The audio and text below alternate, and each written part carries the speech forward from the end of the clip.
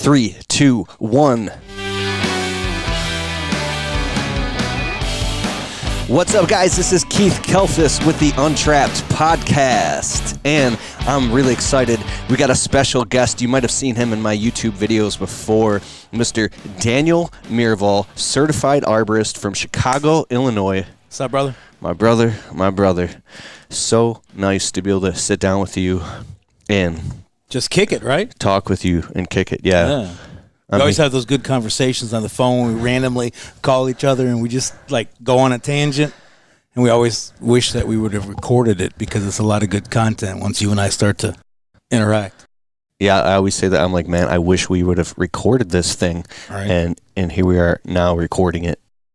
So Daniel Miraval, for you guys, if you might have seen him in my YouTube videos, and I'll put links below, you could check him out. And to roll this out real quick, if you type in Daniel, Daniel, Miraval, Miraval, and YouTube or anything, you're going to see some powerful videos of him and what he is.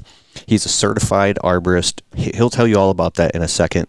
But he's the guy that I call when I'm out landscaping, right? Because I do tree trimming too. And if I have a question about like a disease on a tree, or if like the customer asks me, and this has to do with landscaping, green industry, this is high level. Pay attention, okay? And like, I'll send him pictures real quick, and I really respect his time, and I'm very thankful, right? He's not like, some just free consultant guy. He's very busy. He has his own 6-figure business. He's got employees. They're a fully licensed assured company, and he's quickly rising up as an influencer in our industry because he's a guy who came from, he was a broke mixed Latino kid who got into challenges.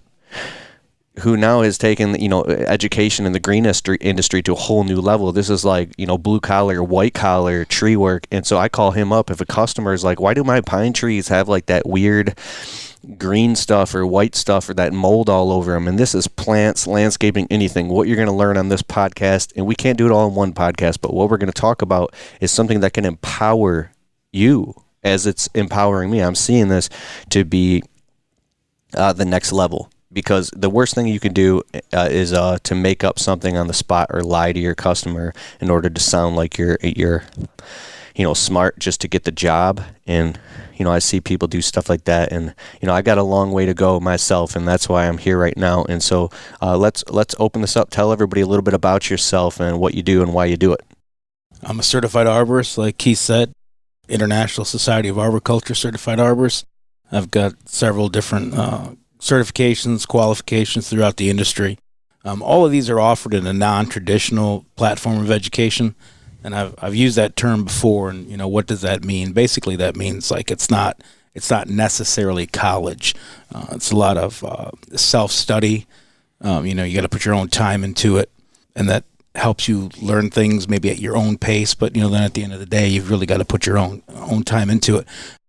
I want to touch on something really important that you said about, not knowing everything and it's a constant learning experience. One of the great things about the green industry, especially on the tree care end of it, is there's just massive amount of people in the industry that are so willing to share the information that they know. I mean, it's a true brotherhood. I mean, from people who climb trees to, doing technical removals, which is a really major, dangerous job, a high skill set. Takes a lot of knowledge to be able to do it safely, all the way to expert diagnosis of disease and pests and how to treat those and manage those type of things.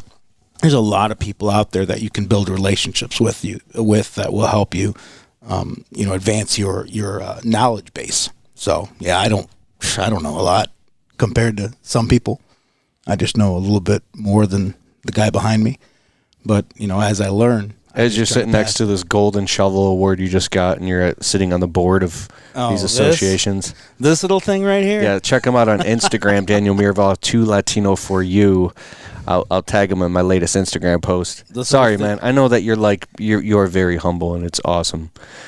And well, this is a tool, and it's got my name on it. See, it's got my name right there in the back. I shared that, and somebody said, "Is that a golden shovel?" It's a golden shovel, and it was presented to me by the Chicago Region Trees Initiative here out of Chicago, and it's a collective it's a collective group that has multiple partners like the Illinois Arborist Association, Morton Arboretum, Chicago Botanic Garden. There's quite a few groups that are affiliated with CRTI, or Chicago Region Trees Initiative. But basically, it's just to get the word out there of proactive stewardship of the urban environment. Proactive stewardship of the urban environment. Right. The built environment. Trees in particular. This.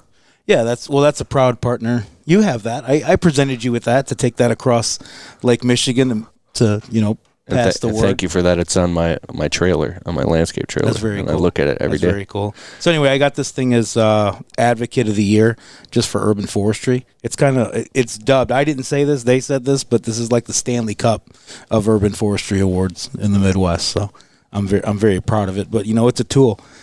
So I already told for those of you interested, just look on his Instagram page. So I get to keep this for a year, and then we pass it off to the next person. But this isn't mine and mine alone. This is a tool that I'm going to use to continue my advocacy about not just trees and the built environment and the urban forest, but people, the connection between people and trees and the urban environment. They're really symbiotic in a lot of ways.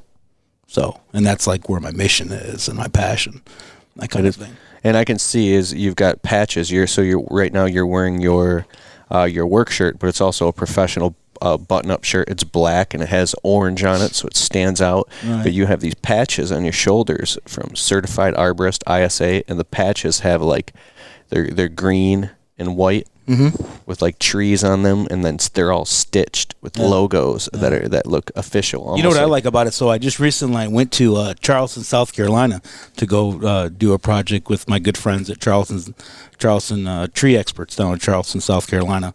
But when I was on the plane, I was wearing a shirt, and it was a good opportunity to talk about trees and urban forestry and what all this means. Because when I was on the plane, older guy stops by and he goes, "I just happened to notice your shirt and I saw these patches." He's like, "What's all that about?" He's like, arboriculture, trees, horticulture. So it already had sparked that. But as we're all waiting to de-embark the plane, right? Is that the right term? Disembark? Anyway, get off the plane. Everybody's waiting to get their luggage, and you got to, there's that time where you're waiting for people to get out of the way. He said, "So what's with the patches and what's with the shirt and what's all that about?" And again, he references arboriculture and horticulture and all that and trees. He got that part of it, and it was great because it gave me an opportunity. So I was like, that book on a coffee table, So it sparked that conversation about what all that is about, and I was able to go into the whole diatribe of what all this is about, and 10 people suddenly gathered around me, and they all said the same thing. Wow, I didn't know there was that much involved in trees and this proactive tree care you're talking about, and looking at it from the 40,000 foot view of your urban forest, your built environment challenges, and then even the managed forest, the naturalized areas. So it was great because, like I said, it drew people out to ask questions. And like the devil, if you open the door, I'm gonna walk in. So that's what I did. But it was pretty cool because before you know it, there were like 10 or 12 people that were kind of just standing there in the aisle of the plane while we're waiting to get off that were really interested in hearing more about trees. And they all said the same thing that most people say, which is, I had no idea that there was that much involved in trees. Yes, which is scary.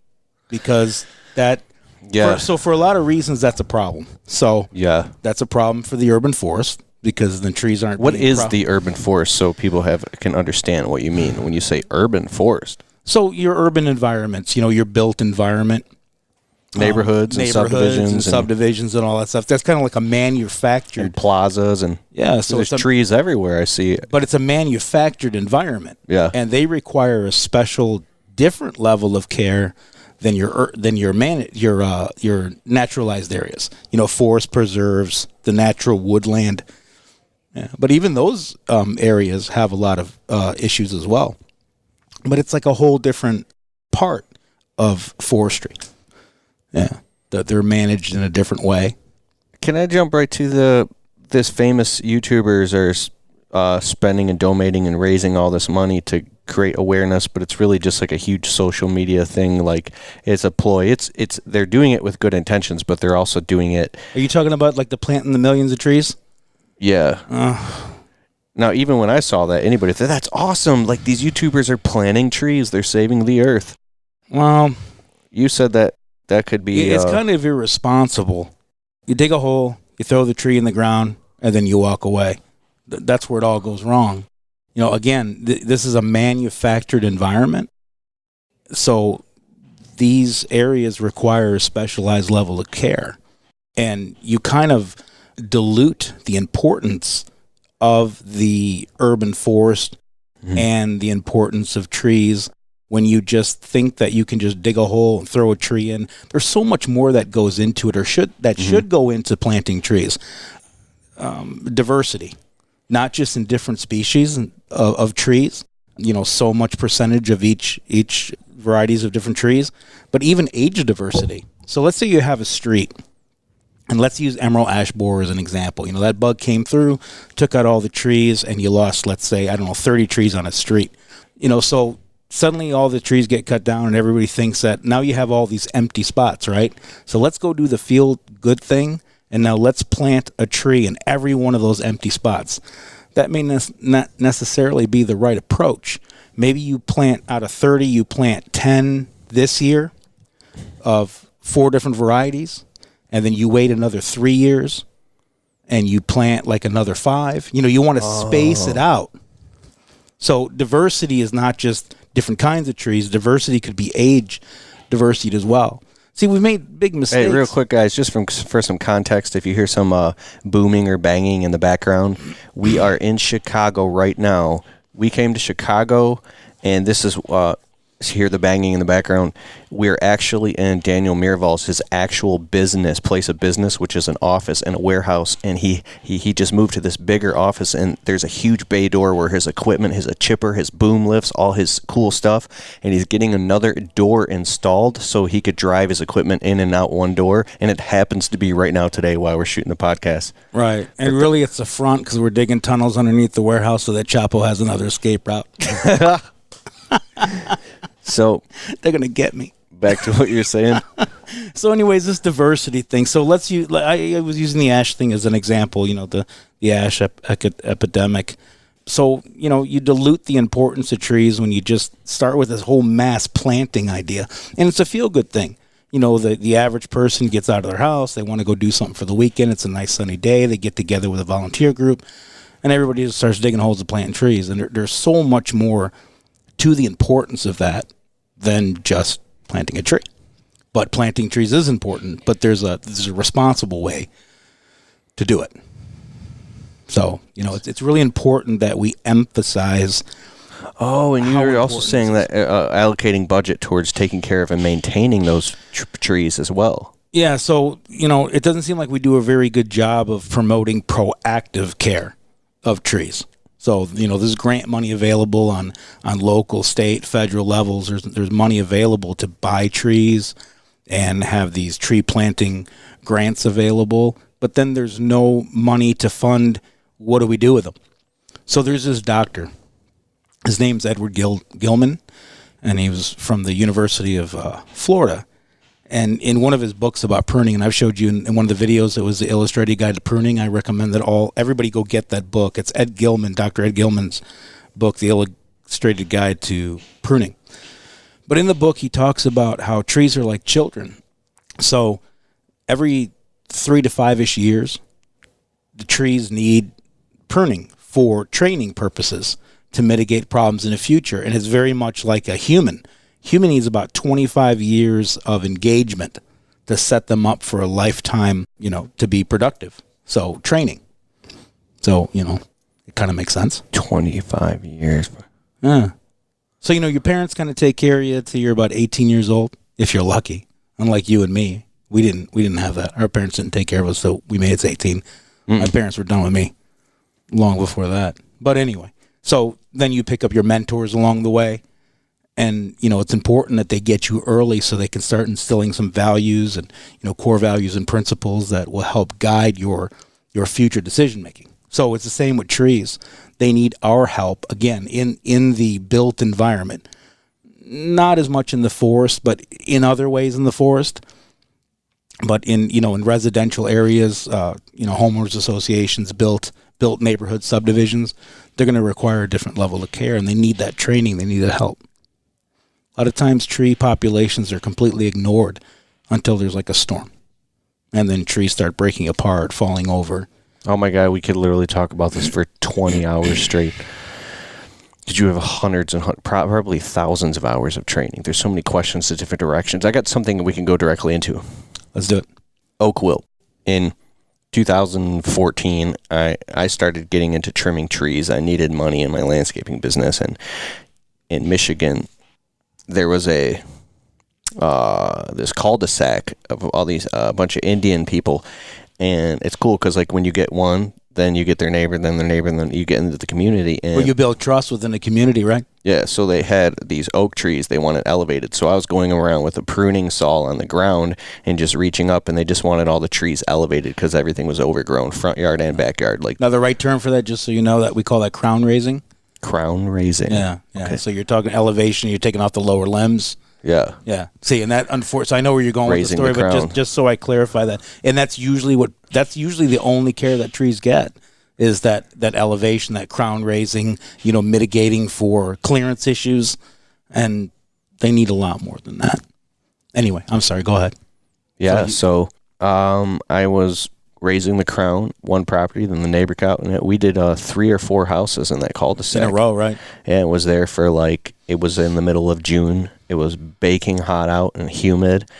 And they were all oak trees. I didn't even know I thought they were oaks. It was so long ago. And just kept trimming them all, and everybody was happy. I was so happy, dude. And I wasn't making very good money at all, actually. I was totally undercharging. Didn't even know what I was doing. I wasn't wearing a hard hat or any safety gear, but I was trimming them trees. And so then I found out about oak wilt and then realized they were all oaks, and that all of these trees within the next 6 weeks could literally all get infected and die and then infect all the other trees around them. And then I looked at the whole neighborhood was oak trees, and then I started having a panic attack thinking that, oh my God, I'm literally going to end up in prison and be on the hook for millions of dollars worth of liability and damage to have to remove. It can happen.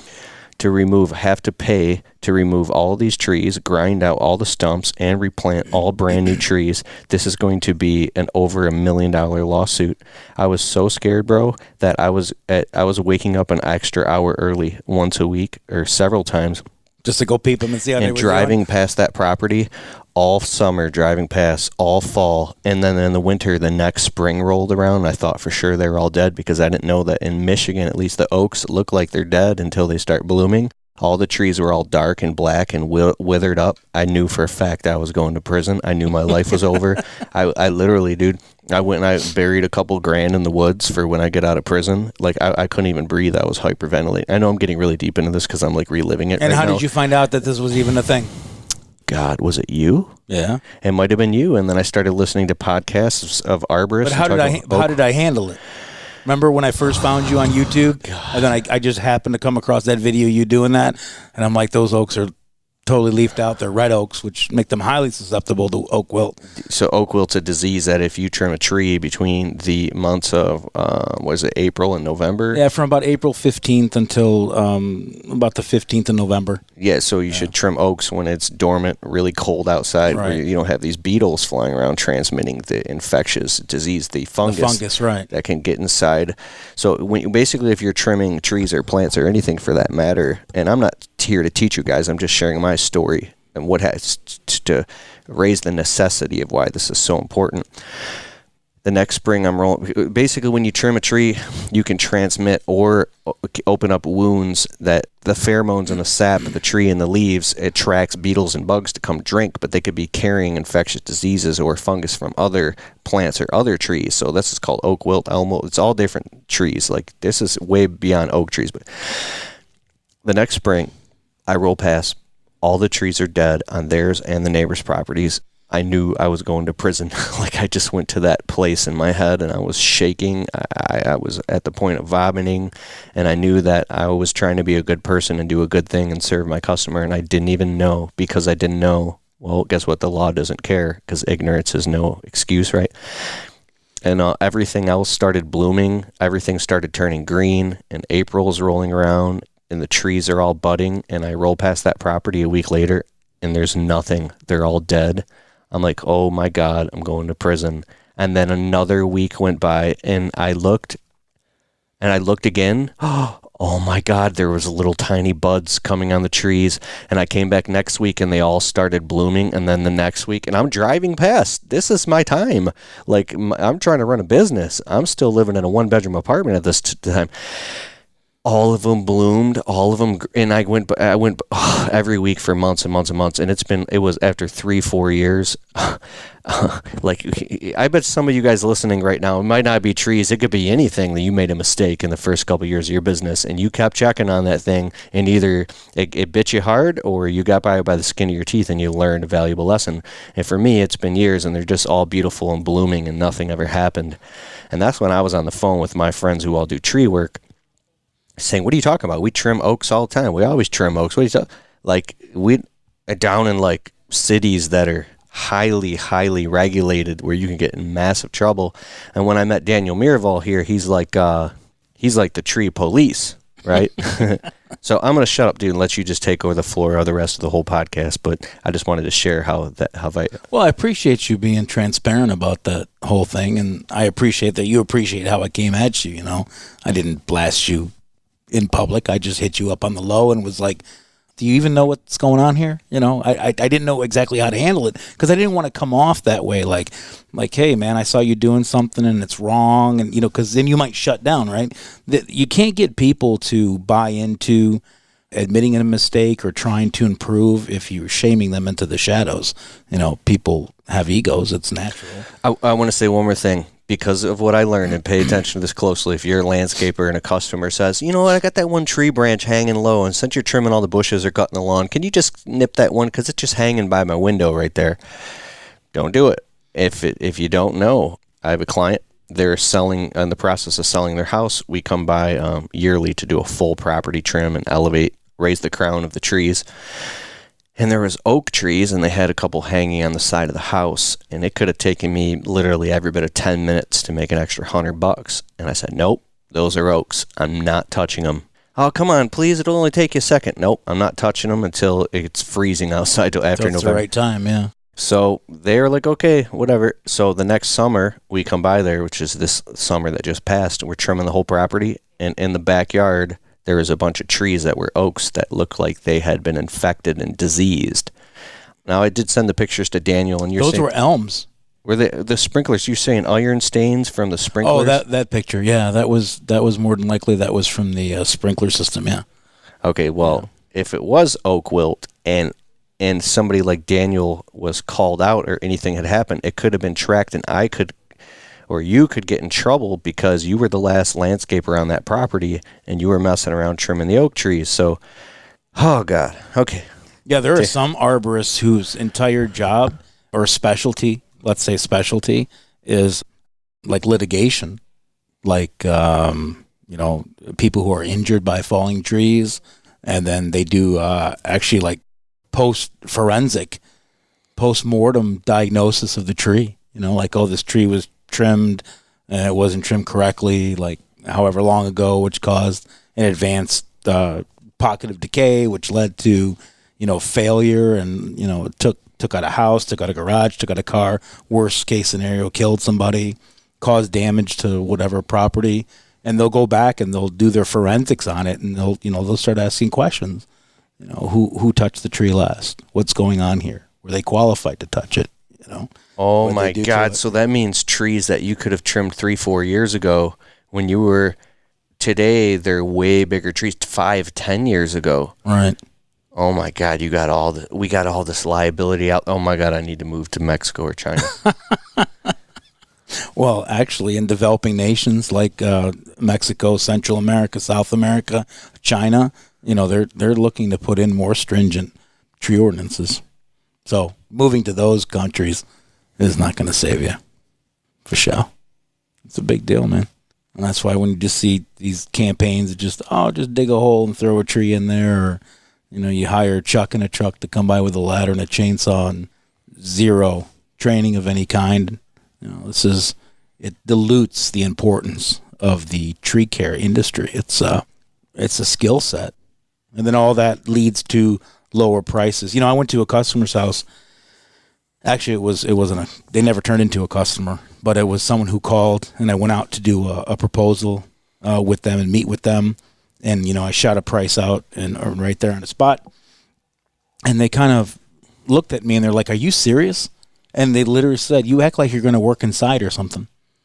Like they were saying that the work that I was going to do on their tree, after I explained the whole thing of what they needed, they didn't just need, elevation or crown raising. They needed the inside of the tree to be gone through for training purposes of the tree, to mitigate defects in the tree because their tree hadn't been touched in, if ever.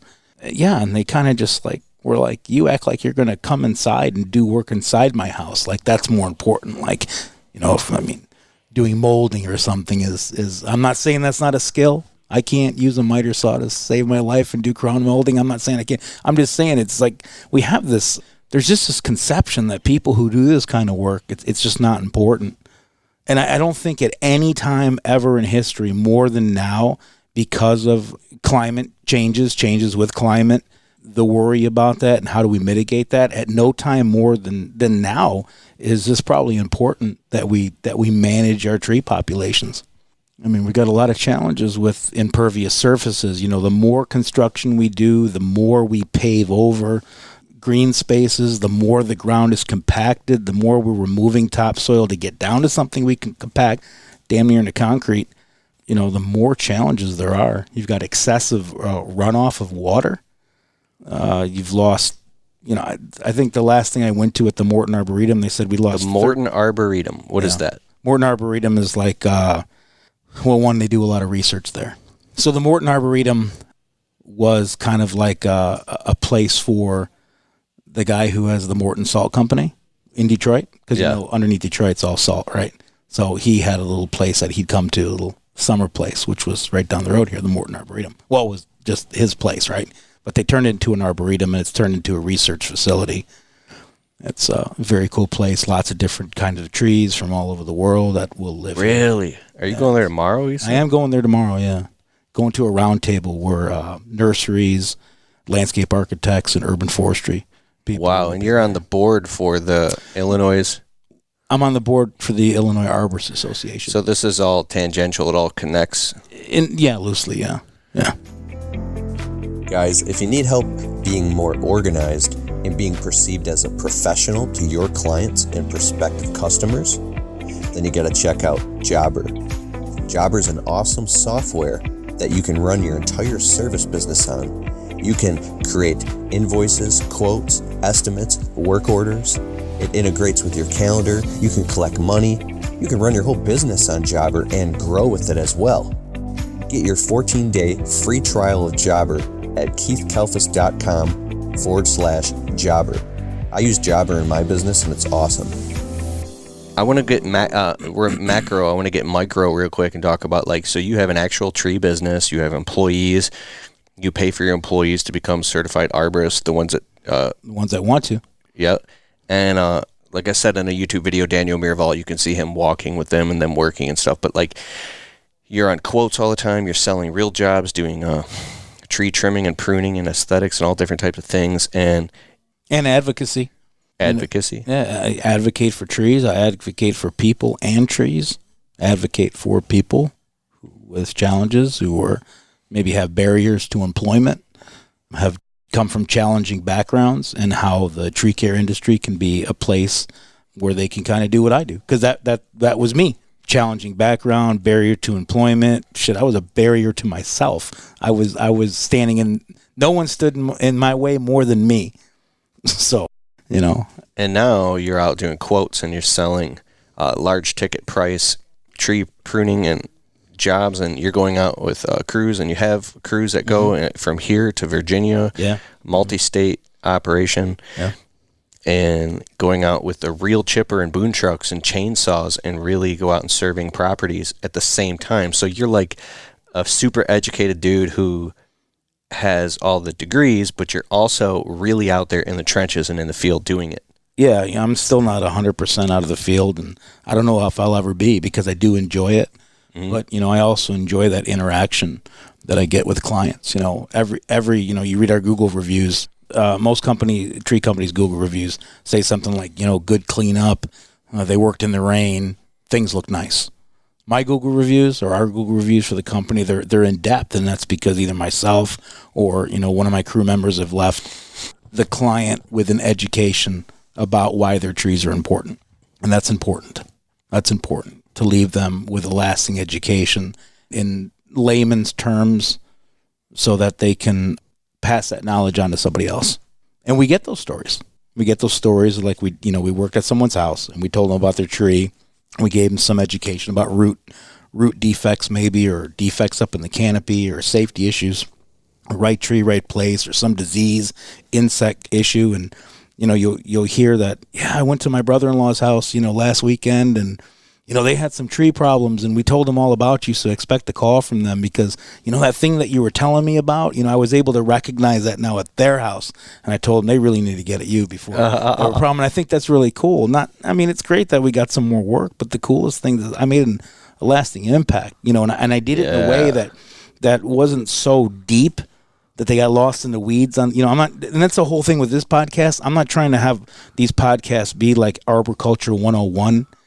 I'm just trying to explain the importance of this, and then you go out and you go get that education. So in a second, I want to ask you about actually doing the job and personal protective equipment and safety and stuff like going on the job, why that's important. But if somebody wants to look into becoming a certified arborist, why would they want to do that, and where would they go to learn or take the first step? If you've been in the industry for a couple of years, or even like 5 years, I really highly recommend that maybe you start with the Tree Care Industry Associations. The TCIA. The TCIA. Yeah, I recommend that you use. They have a program called Tree Care Academy, and there's several different modules to it. And when you go through the module, it's really safety based, but you start to learn more about trees as you go. More like the science behind trees. There's a little bit of introduction to that, the biomechanics of trees, when you get into the climbing aspects of things, how trees function and all this kind of stuff.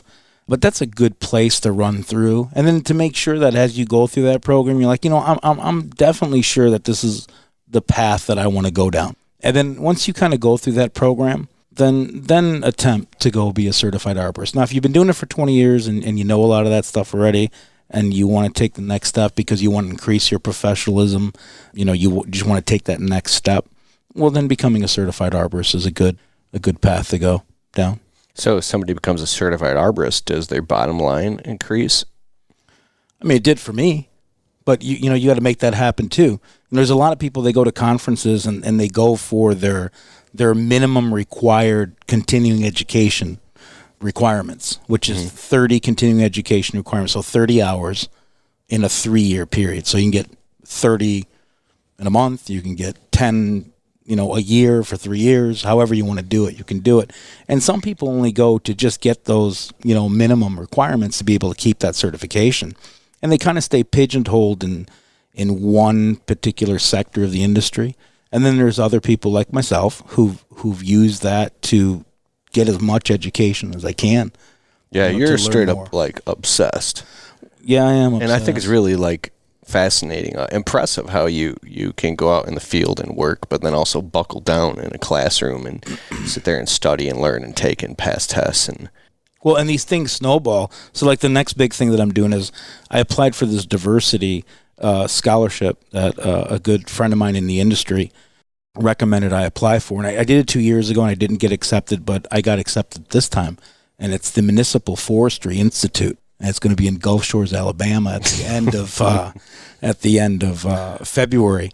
But, I applied for this diversity scholarship, but I wouldn't have been able to get that opportunity had I not taken all these other steps. So this is like a whole nother level of education. It's put on by the Society of Municipal Arborists. And it's really about leadership. What is municipal? Like the village, the city. Yeah. Yeah, the city aspect of it. But it's more geared toward leadership. So how you deal as an arborist, how you deal, or urban forestry professional, how you deal with municipalities, maybe boards of nonprofits, homeowners associations, how you take this knowledge of urban forestry programs and then utilize it in the community. So I'm like, it's a big deal, and I got a full ride scholarship. That's dope. It's like $3,000 for the week, that it costs just for the class plus your room, your board, your food, your travel. I mean, I got all of it. I'm so grateful and blessed. And there's a lot of people so I posted it like on social media and especially on LinkedIn, and a lot of people that I know in the industry, really like high level colleagues, they hit me back and they're like, oh, I took that like 3-4 years ago.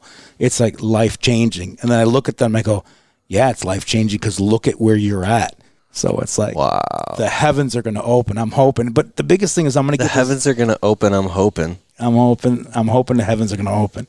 But I mean, the thing I'm excited about most is the level of knowledge that I'll get and how can I share that with other people. And again, effectuate positive change within the community, especially underrepresented communities. This is very important to me too, being that I come from that background.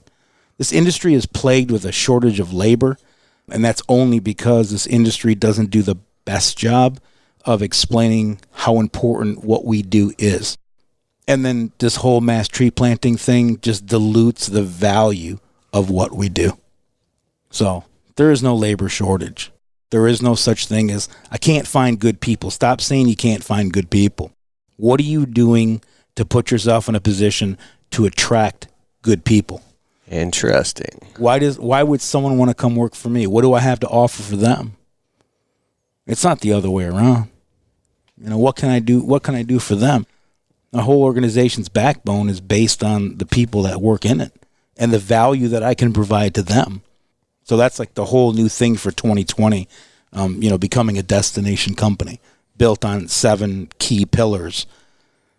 7 core principles. Wow. So this is getting very deep this year in building the organization. We're going to go multiple levels deep this year. Nice. Yeah.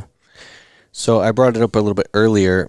I was talking about on the job site, personal protective equipment. Yeah. One time I was on the phone with you. It was the middle of the summer, and you said to me, you're like, well, I'm not perfect either, but do you think I like putting on a pair of chainsaw chat pants when it's 100 degrees, 100 degrees? Yeah. 90 degrees outside?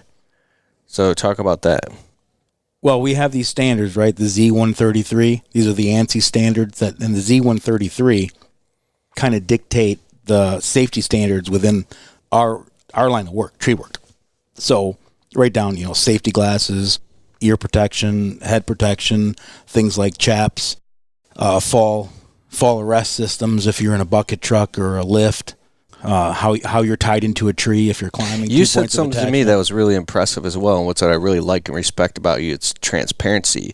You said one time you guys were in a hurry and you're trying to wrap up and you went to grab a ground saw and you forgot to put your glasses on or something, and one of your guys said, hey, and you're the boss, and they pointed out to you, and then you went and put them on real quick so that you keep each other in a check and accountable and things like that. And I was like...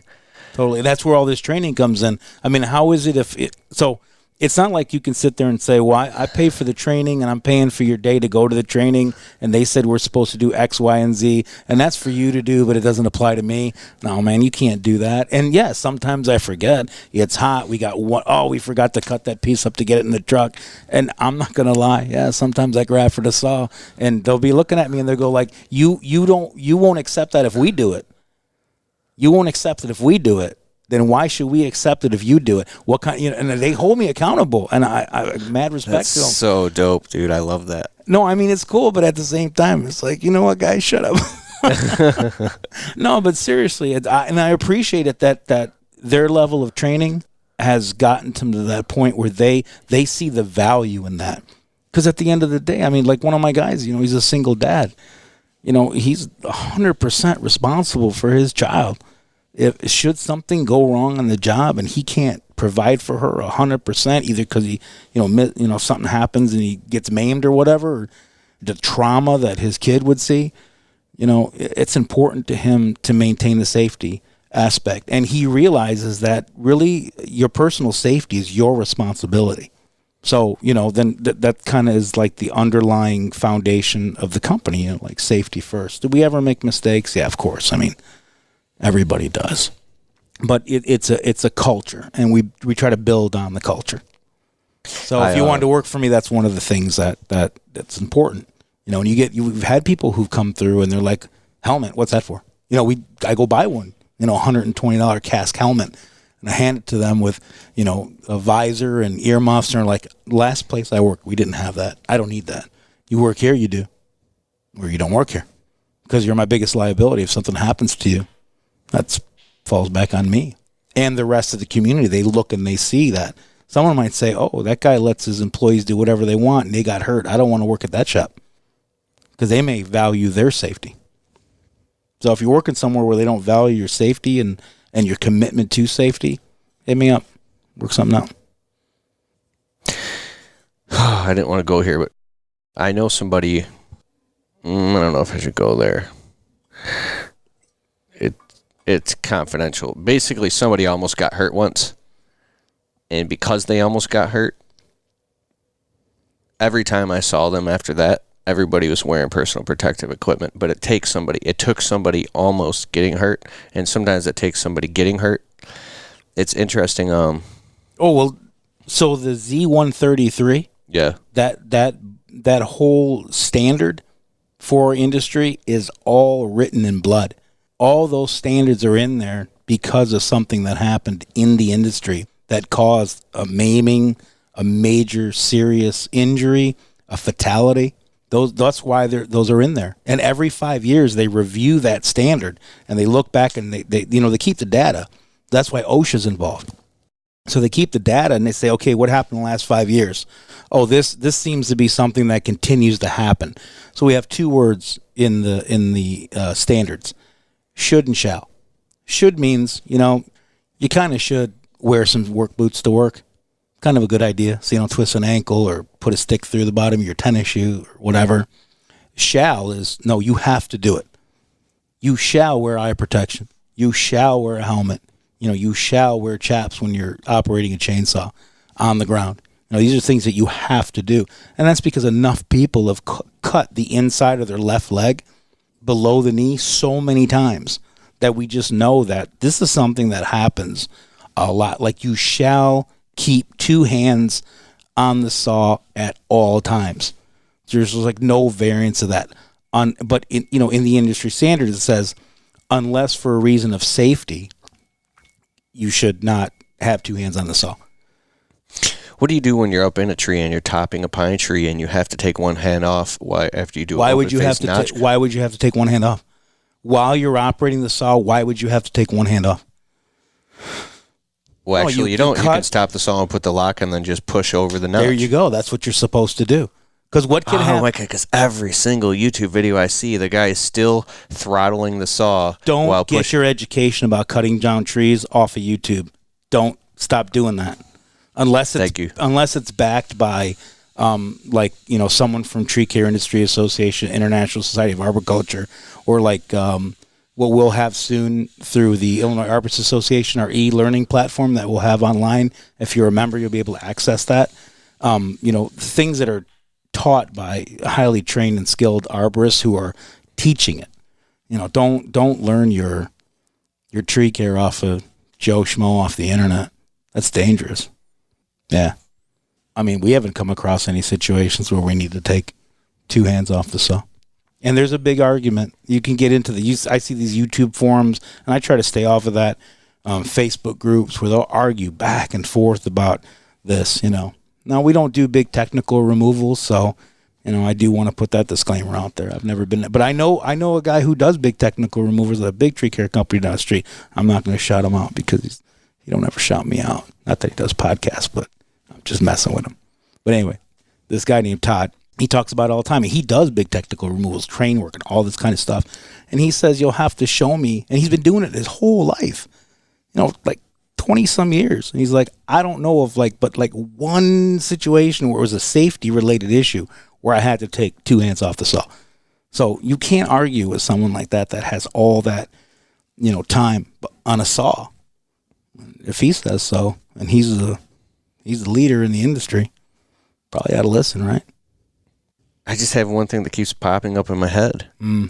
So if you're in a tree and you're out on a branch and you're cutting a piece to rope it down, and you need to do a hinge cut and bend it over, and you need to control it with one hand as the cut's going in, then should you put your saw away, turn off the saw, lock it, put it away, hang it on your hip, and then take out your little scabbard handsaw and finish cutting the rest of the fibers with that? Absolutely. What's safer? So that's the answer. Yeah, that's the answer. It's that one little extra step. But not taking that one little extra step that's available to you could cost you an arm. Could cost you 3 days in the hospital and 3 days off of work. Right? You're right. You got to push yourself to follow those rules. It's not easy. It's like the chainsaw thing, chainsaw pants, wearing chaps. Yeah, man, when it's hot, it's the end of the day. The customers asked you, oh, by the way, we want to take that little tree down. And it's like, 5-6 inch. You're like, oh, one quick cut, haul the whole thing to the chipper. I don't need to put chaps on for that. No, you do. That's when things go wrong. It's hot. It's the end of the day. You've gotten complacent. That's a big thing in our industry. We talk about complacency.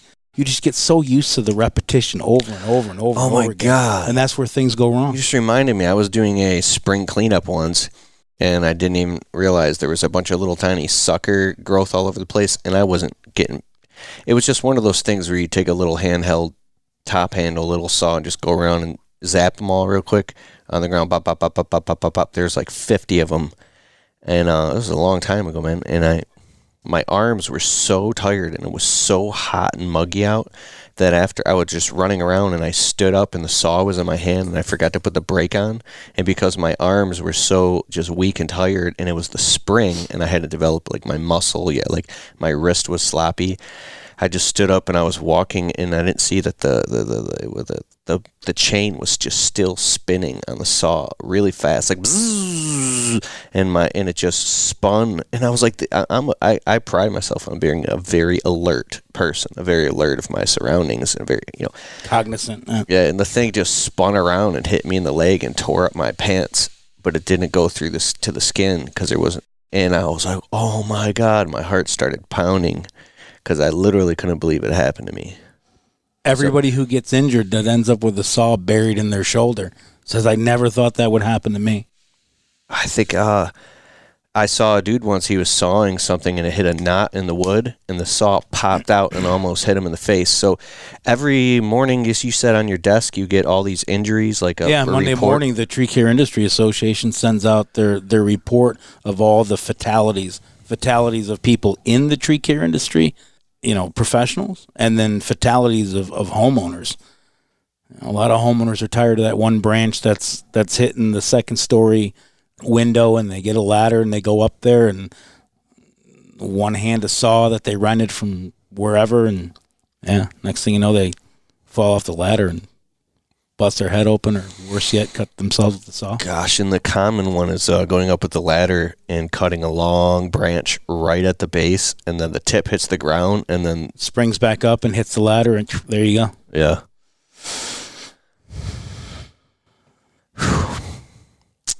Let's wrap this up. Let's do another podcast, though. And this is what, the third one we've done already. Untrapped podcast, Keith Kalfas. Go to keithkalfas.com and then go to hit the podcast tab, or keithkalfas.com/Untrapped podcast, and then or hashtag Untrapped on Instagram. You can find this anywhere. You can listen to this on any of your favorite podcast platforms. Just type in Keith Kalfas Untrapped, and then you can listen to this, share it with your friends. And if you want to learn more, how can people find you? All social platforms, Daniel M. Miraval. On Facebook, TOO_Latino, the number 4, the letter U. On Instagram, Green Extraction Technologies. On Facebook, Instagram, LinkedIn, YouTube, nice. Twitter. And we got to set up a coaching consulting line or call from you, like Daniel Miraval or something.com/call or something, because people want to get a hold of you, but you're busy running a real business and you want to help people. But I do want to help people, but yeah, it's starting to get to a limit to where I can't. I just get these random messages. What's wrong with this tree? Whew. There's a whole list of questions. First of all, what kind of tree is it? I need some background. There's a whole thing. You can't just send me a picture of a tree from 100 feet away and say, what's wrong with this tree? Customer said it doesn't look good compared to last year. I don't know. Have you been there since last year, or did you just start mowing and blowing his property and they're asking you about trees, or, what are you doing to develop relationships with people in your community? This is another good reason why, if you're in the landscape industry, maybe you don't want to do tree work, join your local ISA chapter. So let's use Illinois, for example. If you're in Illinois, in the greater metro Chicago land region, and you don't want to get into tree care, join the Illinois Arborist Association. It's $55 for a membership, and you can find out where all the other tree care companies are that are reputable, and then develop a relationship with them. I'd love to be able to take care of you. Don't feel like there's something wrong with asking, I don't know what's wrong with this tree, it doesn't look good, and then you go out there and you try to do something, because the worst thing happens is that you go out and kill yourself for a couple $100. It's really not worth it. Let's develop a relationship together. I'm not trying to steal your customer. I'm not trying to go out there and take your mowing contract away from you. No, not at all. I'm trying to help you out, be a preferred service provider to you, so that you can increase your skill set and your services, what you can offer your clients. Thanks, man. Thank you, as always. Dude, guys, let me know. And I know we probably didn't get to your questions. A lot of things probably popped up in your mind. We're going to do more of this. I'm going to get together with him more often. Check out my YouTube channel at Keith Kalfas. And we're going to be hanging out with Daniel Miraval, certified arborist. Hey, say something to everybody if anybody's Spanish. You always want me to do that. I know. I never know what to say. I just think it's so cool. You think it's so cool? Say hello or thank you. I don't know. Cubo raza. What's there up? You go. What's up, people? Yeah, I really appreciate the Latino support, man. I got a lot of, it's like 80%. I appreciate that. We'll talk about that on the next podcast, that gray area. Mexican-American, too brown to be white, too white to be brown. That's awesome, bro. We'll talk about that next time. Man, awesome having you on the show. Thank you, Daniel Miraval. Was that crispy enough? Crispy. Yeah. Thank you. Guys, you got to try Responsibid. Yes, Responsibid. This is a software that I'm plugging into the front of my website for the past 2 years now that literally closes jobs. Yes, it sells jobs for me on autopilot while you're out doing other jobs, sleeping, on vacation. I'm not kidding. This software called Responsibid, you plug it into the front of your website and a customer can get what's called an instant bid, right? And then they go in and now they can actually get pricing and get qualified. You can actually plug in little videos of yourself introducing yourself to the customer. It's a funnel. And then once they go through it, they can actually get on your calendar, sign a proposal, and be ready to do the work. And all you have to do is show up and do the work. I didn't even believe it until it actually happened to me and I got the software on my website, and now it's definitely part of my business. And I couldn't imagine being without it. So get your free trial of Responsibid today at keithkalfas.com/bid. keithkalfas.com/bid. BID.